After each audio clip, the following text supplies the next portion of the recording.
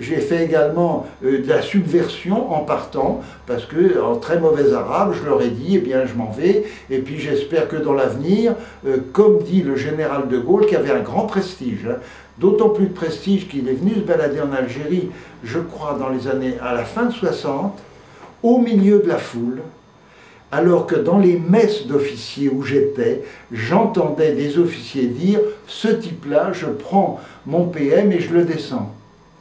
J'étais dans un mess lors d'un discours de Gaulle où personne ne s'est levé à la Marseillaise. C'est moi qui me suis levé le premier à la Marseillaise, le colonel après moi. C'était très tendu. Or, De Gaulle se baladant seul dans une foule avec des Arabes, on pouvait utiliser n'importe quoi. J'ai entendu parler, je n'ai pas les détails précis, d'un capitaine Sass qui avait heurté les intérêts économiques et militaires de la colonisation et qui s'est fait descendre.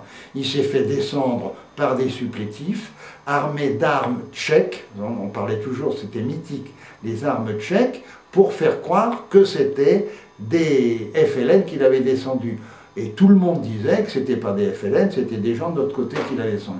Il y a au moins eu un capitaine Sass qui s'est fait descendre dans ces conditions-là.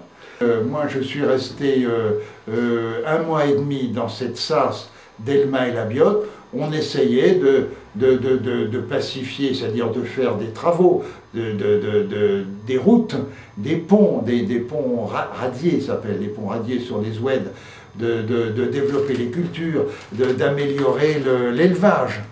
Mais en même temps, ce qui était très curieux, en même temps, on voyait les gros bulldozers en train de tracer les gazoducs. Hein. C'était assez étonnant, ça. En pleine bagarre et en pleine ligne char. Hein. On prévoyait le pétrole et le gaz.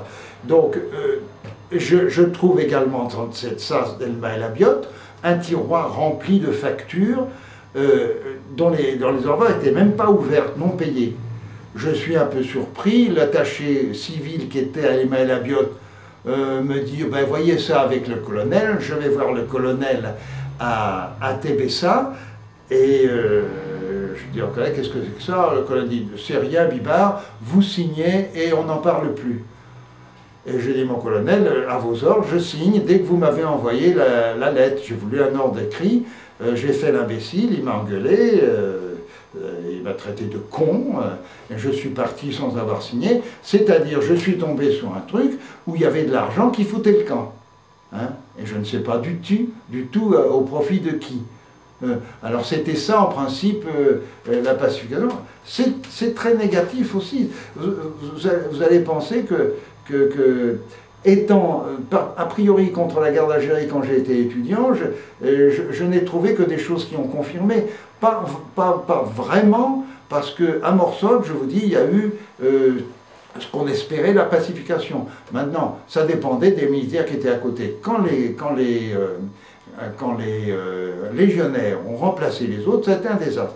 Alors j'étais extrêmement surpris. Moi, je me faisais de l'image du légionnaire discipliné. Et c'était le contraire. C'est le type qui chahutait, qui ne saluait pas, qui était difficile de les faire saluer, menaçant, et puis surtout énorme consommateur de bière. Ils ont laissé une colline de bouteilles à côté de Morsotte, on doit l'avoir encore.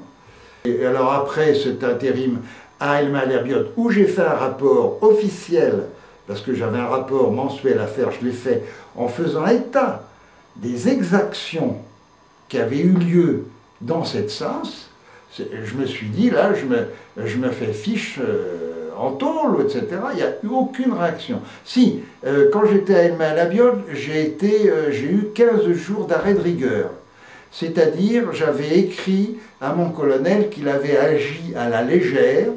Alors l'attaché civil m'a dit, mais on n'écrit pas comme ça. Moi, j'avais l'acquis dans 3 mois.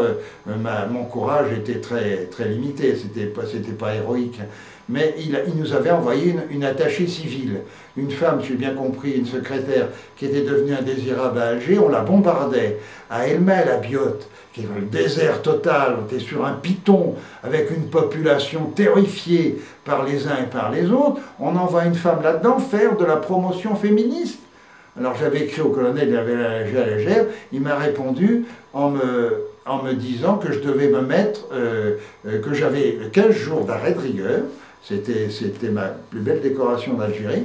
J'ai eu 15 jours d'arrêt de rigueur que je devais m'appliquer à moi-même. Donc théoriquement, je ne devais pas sortir. Donc comme j'étais le chef de poste, je me suis mis un jour, puis après j'ai dit, bon, ben, je vais quand même essayer de travailler avec les gens, à faire ce que j'ai à peu près à faire, mais en refusant, et là je me suis fait mal voir aussi, en refusant de coopérer dans une opération de maintien de l'ordre, si on peut dire, sur la population locale, avec les cavaliers qui étaient à côté, qui n'étaient pas contents non plus. Et puis après ça, je suis rentré nous sommes rentrés tous les trois à la SAS de Morsotte, où nous avons fini l'année 60 d'une manière relativement paisible. Et puis ma femme et ma fille sont parties avant moi, sont partis en France avant moi. Fin décembre, je suis allé à Alger pour on dirait débriefing aujourd'hui, pour revoir les autorités des SAS. J'ai été reçu par ce colonel Dunoyer de Segonzac, comme le peintre, qui m'a fait un effet très bon, à la fois compréhensif, un peu sceptique, admettant, mais enfin me prenant pas trop au sérieux, parce que à la fois je suis passionné mais je crois peut-être que j'ai un peu fait preuve d'humour aussi. Donc mon bon copain Jacques Le Tiec, qui après avoir un séjour en SAS dans le Bled avait passé beaucoup de temps à Alger, m'avait présenté qu'un peu comme un rigolo. Donc le capitaine il m'a demandé si je pensais mériter la valeur militaire. J'ai dit que je n'avais pas eu d'engagement vraiment extraordinaire, que j'avais essayé de sauver simplement la vie de plus de monde possible. Bon, ça s'est passé comme ça, comme mon dossier ne devait pas être très bon, avec les 15 jours d'arrêt de rigueur, avec ma visite à Jean Lemeur. On est revenu en France, sur le bateau on était contents tous, on a chahuté avec de Robien, même au mess, en échangeant nos képis, c'était drôle. Et puis c'est passé.